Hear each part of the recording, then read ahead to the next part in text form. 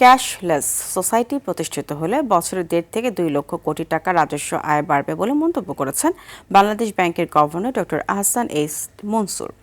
রাজধানীর একটি হোটেলে আইবিবিএল মোবাইল ফাইন্যান্সিয়াল সার্ভিস এমক্যাশের রিব্র্যান্ডিং অনুষ্ঠানে এই কথা বলেন তিনি। ইসলামী ব্যাংকগুলোকে শরিয়া ভিত্তিক মেনে চলার আহ্বান জানান গভর্নর। সব ধরনের গ্রাহককে কিউআর কোড ব্যবহার বাধ্যতামূলক করার পরামর্শ দিয়ে কেন্দ্রীয় ব্যাংক গভর্নর বলেন, ক্যাশলেস লেনদেন বাড়লে দুর্নীতিও কমে আসবে।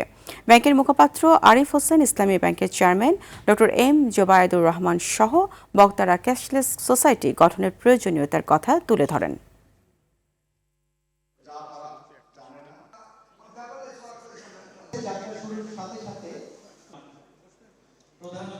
আমাদের উদ্দেশ্য হচ্ছে ক্যাশলেস বাংলাদেশ।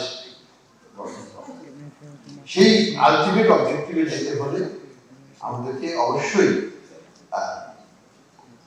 আরো অনেক শরিয়া ভিত্তিক প্রিন্সিপালসকে মেনে আমরা কিভাবে সর্বোচ্চ মানের সেবা এবং রিটার্ন দিতে পারবো, ডিপোজিটরকে হাইয়েস্ট রিটার্ন দিতে পারবো এবং ইনভেস্টরকেও হাইয়েস্ট মানে অ্যাক্সেস টু ফান্ড দিতে পারবো।